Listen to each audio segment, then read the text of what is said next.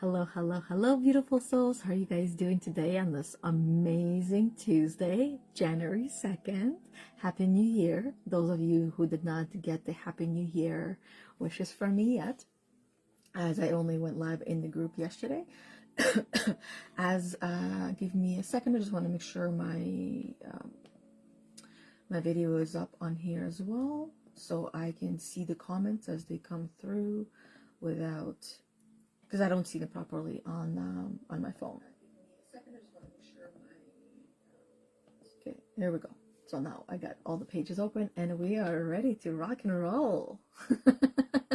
Yana Kasperczak, your spiritual awakening core energy coach, and my soul's purpose is to help you get your shit together so you can break free from the mental prison that you find yourself in and live the life that you are, maybe for the first time ever, excited to wake up to every single morning and stop snoozing that damn snooze button on your device. How does that sound? And to help you do that today, we're going to talk about spiritual awakening. What is it? And if you have it, as if it's some kind of a sickness, right? It might feel like that initially when you start to awaken. It feels like you are sick, that there's something wrong with you, that there's something seriously wrong with you. You start to question everything and anything. And that right there is just one sign that you are spiritual awakening, that you're going through an awakening. And I have, as you can see, my little trusted notepad that I was taking notes on this morning as we were in a secret circle.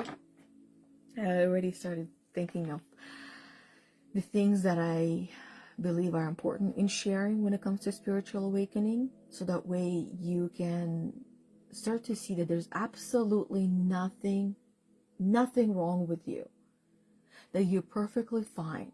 What is actually happening is that the spirit that is you, your soul, is awakening, and you are no longer in a dreamland, that you are now becoming more aware of the reality that you're in, and you are no longer a sleeper.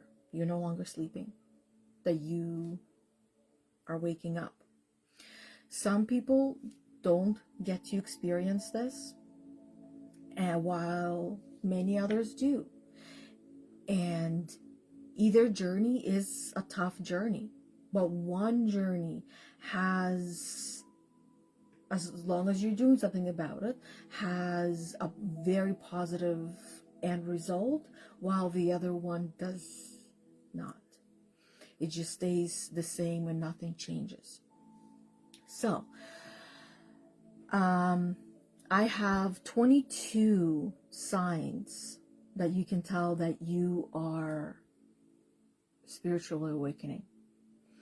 Number one is you become aware, and your awareness around you and the things that are happening in your life, they're heightened. It's not the same awareness as you had before, which was just, oh, this happened, oh, that happened. It's, ooh, this happened, and this means that, this means that, and you start to look into it and you start feeling it on an emotional level that you didn't previously. I also want to start off by saying something I wrote down during the sacred circle right before we went into the meditation, is that the culture of the world, because when it comes to the world, there is a culture to the world. There's the world culture, there's each country's culture, there's the culture for each area where you live, and then within each house, everything is culture. And the culture that I'm talking about is the culture of the world. So the culture of the world has numbed our spirits, has numbed our souls by distracting us with an abundance of stuff, of things. Just look around you, everything that you have around you. And if you go on social media, all the things that are on social media that you want, or that you need, or that you sense you're gonna have one day or not gonna have one day, it makes you feel a certain way. It brings you down. whether you have an abundance of things in your own house or you want more things in your house. This need, this desire to have everything and experience everything. That part of that comes from the soul, comes from the spirit, knowing that you're here for this one ride and that you want to experience it all. But the culture of the world is telling you all and showing you all the different things that you can experience. But the confusion that is caused within you comes from lack of external guidance. And external guidance comes from your parents, your friends, your teachers, strangers that you meet, people that you see online, or mentors that you come across. This is where you get your external guidance. And external guidance was meant to help you in identifying what's meant to be for you and what's not meant to be for you. What's meant to be for you is going to be for you, and you're going to have those things and experience those things. And what's not meant to be for you is not going to be for you. But that does not mean that you're not going to feel a certain form or certain type of attachment to it, that when you don't have it, or you feel like you don't have it, that you're going to feel lack of it. So heightened awareness, meaning feeling more aware or sensitive to energies, emotions, and environment around you. You become aware of a person across the room that they're feeling sad. And you become aware of another person across the room who is very egotistic. You become aware of other people's energies. You become aware of other people's emotions. You become aware of your environment that you are in, whether it's a healthy environment or not a healthy environment. You become aware also of your options. At a point, you do become aware of your options, of what you can do with what you're going through. And eventually you can get to a point where you learn and you know that everything, good and bad, is an opportunity. And as much as you want your world to be perfect all the time and feel good all the time, that you won't. You're not meant to.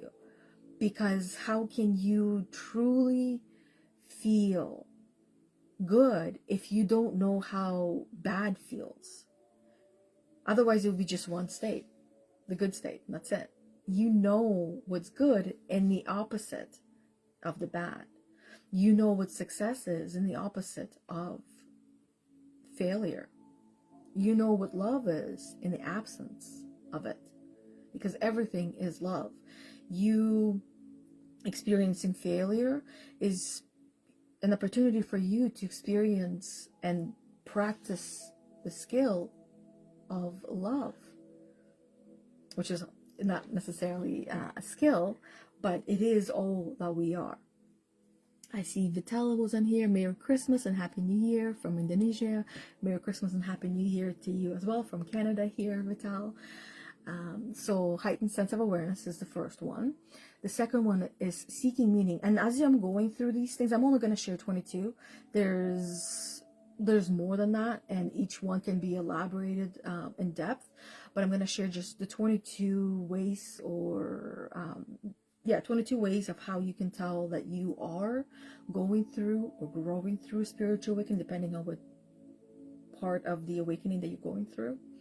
Initially, it feels like it's happening to you, and at a certain point, you realize that it's happening for you, and you embrace it versus resisting it. And then there's in between, right? The yo-yoing until you get to this point and stay here. And you're still going to be brought back a little bit once in a while, just so that you can be reminded of what once was and no longer is. So the first one is heightened awareness. The second one is you start to seek meaning. The things that once had meaning to you might not have the same meaning or any meaning to it at all. So I'll give you one example. of the loudest one that's screaming in my head right now that I went through when I was going through my spiritual awakening. And I'm still going through spiritual awakening because it does not end. Once the door is open, it does not close, by the way. So brace yourselves. So for me, it was, I remember dropping in our previous house. And when I say dropping, just feeling like I left the body. I just dropped to the stairs. On the stairs, I was walking up, and I realized that I was just a mother. I was just a mother. And it's not that it didn't have meaning for me, is that because there was other things that were happening in my life that caused me to feel this awareness that I did not want to be, nor was I meant to be, just a mother. It felt so limiting. It felt like I was in a box, and being a mother became a whole entire different meaning to me, and I was seeking its meaning as well. I realized that I was a helicopter parent, and things were changing in that area in many different ways, and they will continue to change as I will be a mother for the rest of my life. But I will not be just a mother, because the word just is limiting. Just like, just do it. It sounds great, but it's not always possible to just go and do that, because the word just itself, I feel like when I was seeking meaning and questioning things, it made me think and believe that the word just was very limiting. It was not freeing. It was very limiting. Just this, just that, just. And nothing else, just. And that's why I could no longer be just a mother. And I needed to take the time to figure out, what else was I? I wasn't just a mother. I was many other things. So I've taken the time to seek meaning, a deep desire to understand the purpose and meaning of life and existence itself. That's what was happening for me. I recognized that I was not just a mother. I was so much more. And when I started digging in there, I discovered many great things about myself and about people around me, and at the same time, not so great things. That's the yin and yang of life. And I needed to experience the darkness so I could see the light. The real, true, pure light can be seen once we have been to hell and back. My daughter, just like many of us women, when we have our time of the month, it can be extremely painful. And she said to me one of these times that I feel like I have been to hell, or I feel like I am in hell, and then I am back. This is how we women are given the opportunity to experience hell in one form, while men get to experience hell in different ways. We women, we mothers, get to experience it in different ways, and yet in the same ways as men do. But the biggest hell that we all experience and we all live through or survive through and then learn to thrive through is that mental prison. And that is why I say it is my passion it's my soul's purpose and my passion to help every woman to break free from that mental prison that traps us in there and traps us in our mind, in our body, and limits us, which is part of culture as well. Hello, Debbie. How are you doing, beautiful? So seeking meaning, I'm going to go through these quickly because I am on a time strap today. I got things to do. Okay, so seeking meaning is the second one. The third one is questioning beliefs. Questioning and reevaluating long-held beliefs, seeking a more authentic spiritual understanding, where you're questioning the things that you have been told to believe, or the things that you have believed for your whole entire life. Many different things, like questioning, is there actually God? As the first question that so many women who are awakening asking, is there God? Who was Jesus? Right? The meaning of Jesus. Those of you who are religious, I was not raised in that religious way, even though I was exposed to it, as all of us were. But I was not raised in the church. I was not raised in, we do this, we do that, and going to church every Sunday. I was raised in, best way to describe it, I was allowed to raise myself. Is that I was introduced to different things, and I had a choice of what to do and how to do it, which I will forever be thankful for.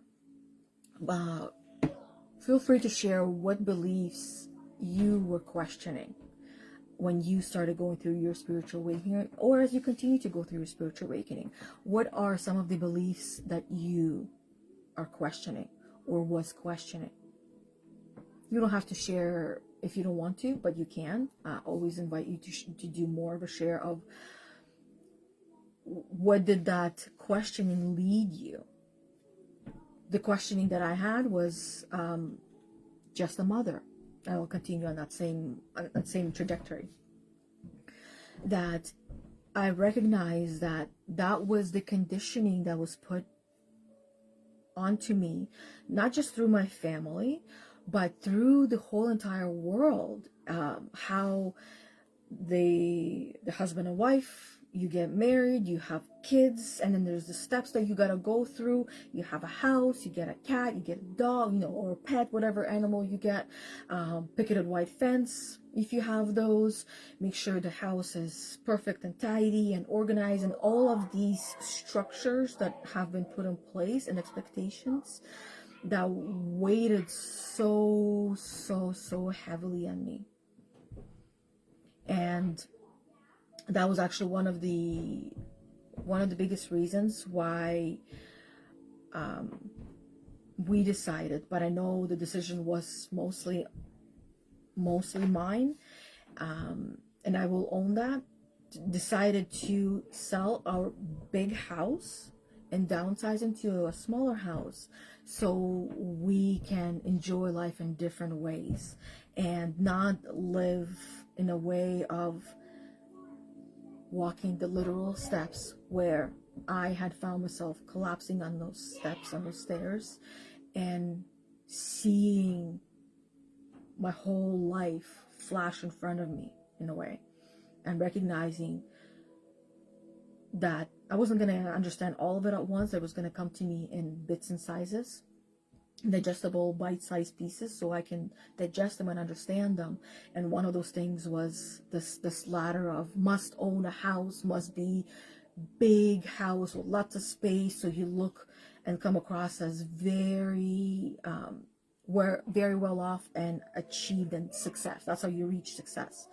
And as true as that was, inside those, I did not feel like I was success. I felt like I was a total failure. And I only felt like I was successful when we moved into this house. And it felt more manageable just by sheer size of it. I no longer had that many square feet to clean of the house. That now there was much less square feet. I'm not going to be giving you the square feet of the house. It really felt like it was too much, and in a way, by the standard, many people would say it's too much of a house and the square footage, and it felt like that as well. And I felt like a slave to the house, and I did not like that feeling. And here, I don't feel that way. I feel like I am in total control. So that's just a little bit of, seeking meaning and questioning beliefs as well. The climbing the ladder, what success means, what it's supposed to mean, and doesn't mean that anymore. Number 4, increased empathy, feeling a stronger connection and empathy towards others, animals, and nature, feeling more connected, being able to understand and see that someone across the room is sad, and maybe migrating to them because you are an empath and you are in a place where your cup is overfilling and you want to give, so you migrate to go help. Or feeling like someone on the other side is really knows themselves and loves themselves, and you want to spend time with that individual, and so that way you can feel that in yourself a little bit more. So increase empathy.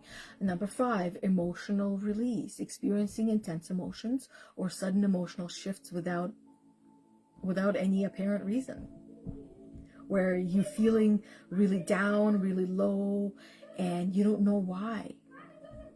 That is really, really loud, screaming sign that you are going through spiritual awakening. Number 6, you start to notice synchronicities. Noticing meaningful coincidences or patterns that seem to guide you, that seem to remind you of what you're doing. And that might be happening every single day, constantly. For me, I think it might be on this list as well, but I'm going to jump to it, is your dreams become very, you remember your dreams, number 1, and they become more powerful and become guides for you. For me, this is where my synchronicities are as well, in my dreams. My dreams tell me my present, and remind me of the past, and they show me the future. I spend time deciphering my dreams and understanding them, because I know that there's so much power in that. And if you're interested in that practice as well, the more you do that, the more you'll remember of your dreams, and the more you become aware that you're dreaming, which means you become in control of your dreams as well. And this is where the fun can happen as well. I am now able to fly in my dreams, as I once did when I was young, and I'm in control of my flight. And instead of feeling like I'm falling from the sky or falling from the roof, that's another feeling that you might have as you're going through a spiritual awakening. You become aware of your thoughts. You become aware of your emotions. You become aware of the different voices that you have within you. Your voice is the one that you start to recognize that you hear the least. The voice that you hear the most is the voice of what I refer to is, having gone through the coach training through IPEC, is the gremlin, which most of the world refers to it as the imposter syndrome or imposter voice, but it's the gremlin's voice. That's what we hear the most, and we really start to become aware of the voice of the gremlin or the imposter, the voice of yourself, your higher self, and your coach, and the voice of the universe as well. You start to recognize, and the ego as well. You start to recognize the different voices that are within you, and you also recognize that you get to choose which one to listen to, which one not to listen to. You feel lonely, isolated. You feel like you don't belong. That is another loud one. And you become self-aware, and you start to take ownership of yourself as well. I kind of skipped through a couple of them on here as well. Your intuition amplifies as well. You start to recognize and learn and strengthen your intuition. You know how to use it. Basically, it becomes a tool in your tool belt. That intuition of yours, which you always had, but the culture and the condition of the world has taught you, no, Put that away. No, no, no. I tell you how you're going to feel. I tell you what's going to happen. Stop listening to your gut. Stop listening to, for me, to my spleen. Identifying where your intuition is and how it speaks to you. It's going to be key for you as well. And you can practice it quite easily as well. Google it. Google has answers for you. You know, not always the truth that you're seeking, but true answers. There is a difference between true and truth. True is what's been passed down generations, and very often it is not true, but the truth is the universal truth. Simple examples, you know, the sun, the moon, the day, the night, the rain, you know, those are the truths. Dogs, cats, those are the truths. Okay, so synchronicities, intuition, mindfulness practice, being drawn to practices like meditation, yoga, mindfulness to cultivate inner peace. You're seeking isolation, you're seeking alone time, really needing that. Mindfulness practices, your desire for solitude, that's number 9, needing that time for yourself with no one and nothing else. Number 10 is experiencing a deep sense of compassion and love for yourself and for others, which is experiencing unconditional love and really learning and understanding what unconditional love actually is and not what you've been told it is. 11 is loss of interest in materialism. Materialistic things like this big fancy house is no longer, does not have the meaning that it once did for you. It does not interest you in the same way as it once did. That is a great example that I shared with you earlier. Feeling detached from material possessions and placing less importance on them. The physical things, acquiring objects no longer has the same meaning as it once did for you. Number 12, deepening relationships, seeking deeper and more meaningful connections and relationships, which also means shedding the old friends and people that are no longer serving you, so that way you, so you love life, so you feel like you belong and it makes sense. Because right now, if it doesn't, that might be a very clear sign that the people around you are still sleeping while you're waking up, and you can't wake up a sleeping beauty, even though, you know, the cartoons have told you otherwise. But you can't wake a sleeping beauty. Only she can wake herself up. She's no damsel in distress. She got it. She will get there on her own if she's meant to. If not in this lifetime, in the next one. Not your responsibility. That's another thing you start to become aware of. The boundaries and ownership of what's yours and what's not, and differentiating and letting go of what's not for you and what's for you. Deepening the relationship, I mentioned that one. Number 13, physical sensations. You start to notice different sensations, tingling and pressure and warmth in your body through meditation or through normal day-to-day. And time perception shifts is another one. Experiencing alternation. The way that I would describe this one is you're able to jump timelines and experience a certain future that you want, and recognize that you don't want that future and experiencing a different one, and recognizing that's the one you want. Healing old wounds is another one. Accepting change is another one. Working on your ego and getting rid of the parts of the ego that are not serving you, because some of them are and others are not. Your consciousness starts to expand.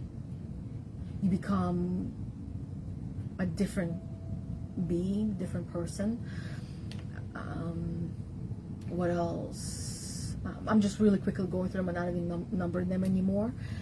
Connecting with spirituality or with spirit itself, connecting with loved ones that have passed on.